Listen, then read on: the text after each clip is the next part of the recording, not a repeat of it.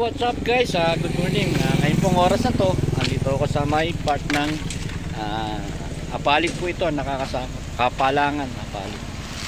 Ito po yung karsada na magtatagos sa Apalit at saka dito po sa Pulilan, Bulacan. So guys, papakita ko lang po sa inyo yung karsada at meron naman kayong idea kung kayo maliligo dito guys. Yung karsada na sinasabi ko, ayan. Ito po ay magsisimula rito sa lugar na to, ayan, ayan. Ito po yung baryo na Tabuyok, Sulipan Bypass Road, ayan. Proyekto po yan dito ng ilang politiko. Sulipan po ang nakakasakop bali dyan. So ito po yung karsada, hindi pa natatapos. At siguro po gaya ng tatama ang karsada na yan, baka nakausap pa yung may-ari. So ngayon guys, kami mag-road test ng aming pinagawang sasakyan kahapon. Hindi po amin to, sa manugang ko, sa anak kong bunso. So ayan po guys yung tatakbuhin namin. Kami po pupunta muna ng papuntang Pulilan. Papakita na yun sa inyo. Guys, kami po ay mananakbo at ipapakita ko sa inyo yung aming karsadang dadaanan patungo po sa Pulilan, Bulacan guys. Dito po kami galing sa Sulipan. Ito po ang tinatawag na bypass road, Sulipan going to Pulilan, Bulacan guys. So dalawang araw na po ako dalawang beses na po ako nagpunta rito, ikatlo na ngayon. Yung dalawang beses po nagtuturo ako magmaneho ng dalawang bata. Maluwag po kasi rito turuan pagmamaneho. So guys, ngayon ang kasama ko si Mrs. at kami po ay magro-road test naman ang sasakyan. Titingnan po namin yung aming pinagawang sasakyan ng aking manugang o aking anak na bunso kung okay at di na nag-iinit. Guys, ito yung aming tinatahak, nakita ninyo. So dadaan po tayo rito sa ilalim ng NLEX Road. Noong araw po, ito ang tinatawag nilang Pinak. During Marcos rehimen po, yung tulay na yan nakikita ninyo sa taas, proyekto po nila yan para po di maapektuhan yung mga magsasaka. Ginawa po ni Marcos na parang tulay para hindi po maapektuhan yung mga magsasaka rito. So ngayon po, yung mga ibang saka rito hindi na ata nasasaka, yung iba po binebenta na. At siguro po hindi na sila nag-aanyo ng maayos, o maaari naman pong nag-ship na sila sa ibang hanap buhay. So guys, ito po yung tinatawag na Sulipan to Pulilan Bypass Road.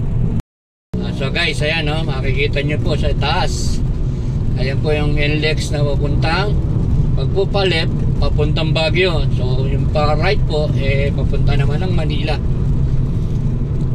As of now po, ginagawa itong NLEX na to, yung ilalim. Tinitibayan po kasi yung mga poste at medyo may katandaan na rin po. Sabi ko nga po, rehimeng Marcos pa to nung gawain. So medyo may kalambutan na po siguro yung mga poste. Ginagawa po nila ngayon ng bagong mga poste yan. At gagawin na po atang 4 lane yan sa aking pagkakaintindi. Yung mga bagong poste, ayan po yung mga bagong poste guys.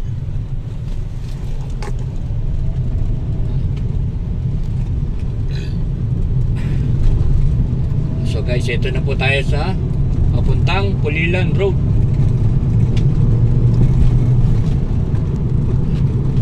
Ito po sako pa rin ng Pampanga itong aming dinadaanan na to. Apalit pa po ang nakakasakop dito guys, Apalit, Pampanga. Guys, ito po yung aming dinadaanan na yan, kita nyo.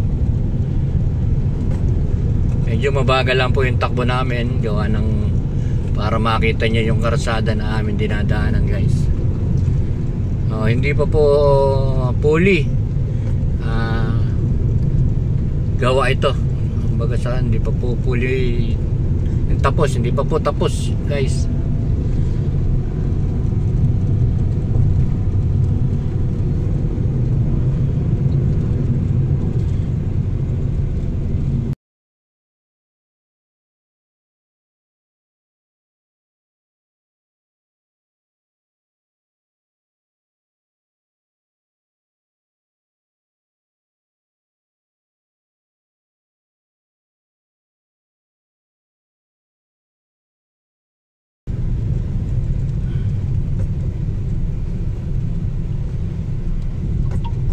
Dito po napakasarap mag-practice magmaneho. Wala pa lang sasakyan masyado. Guys, oh, nakikita nyo. May mga ilang truck po dito na siguro po merong ilang ginagawa dito. Kaya medyo may lupa-lupa pa yung karsada. Maaari naman pong kumukuha ng lupa rito, pinananambak sa ibang lugar. Ayan pala guys, oh. Meron pala guys na hakot ng lupa. Ayan, may mga nagpilang truck guys para makakuha sila ng lupa. Pinakwari na po guys yung ibang, kasi hindi na po talaga na pag-aanihan, no, guys. Tingnan niyo. Namamatay ang mga tanim.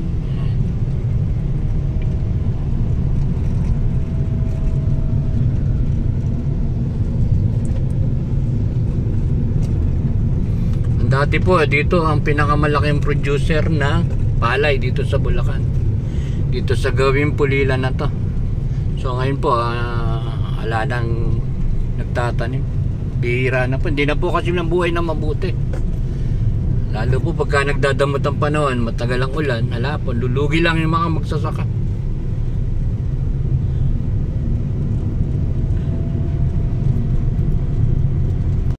Na po Balulok Pulilan na po, papasok na po tayo ng papuntang Pulilan.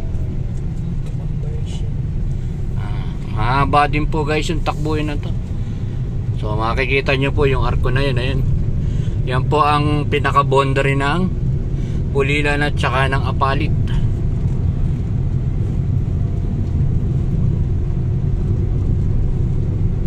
So kung kayo po matatraffic dun sa lugar ng Baliwag, pwede po kayo pumasok dito at dito na kayo dumaan. Kung kayo po ay pupunta ng Pampanga, maluwag naman po ang daan dito. So advice ko lang po, wag sana kayong paggabi kasi ilan pa yung ilaw rito, ilan pa yung may ilaw na poste, puro po karaniwan solar light lang. Ayan guys, oh, ganda ng lugar, oh. Talagang bukid siya.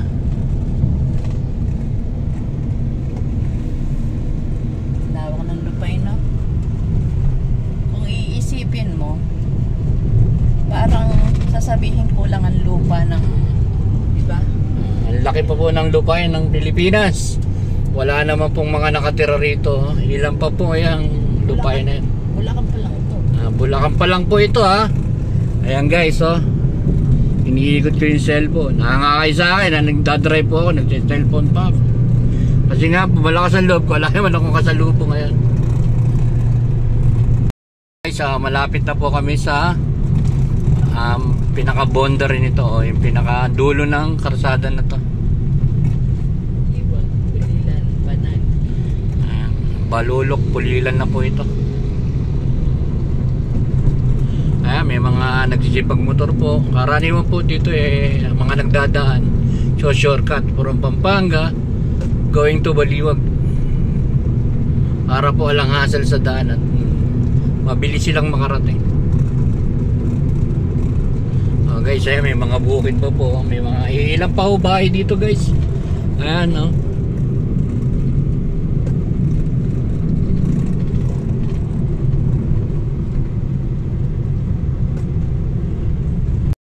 Nakalabas na po kami doon ng diversion. Ngayon po tinataak naman namin yung karsada na papuntang diversion Pulilan to Baliwag guys. So papakita ko po sa inyo yung aming dinadaanan. Ayan. Pasensya na po kayo kung medyo may likot yung video ko, gawa nang ako po nagmamaneho pa. Ayan guys, ito po yung tinataak namin, palabas na po ito ng Pulilan to Baliwag diversion. At malapit na kami dito sa labasan. Pasingit-singit lang po yung pagbibideo natin guys. Tayo ay nagmamaneho.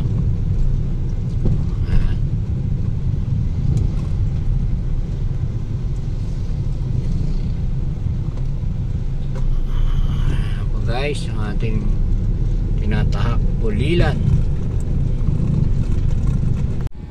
So guys, dito ay nakalabas na po tayo ng Sulipan to Pulilan bypass road.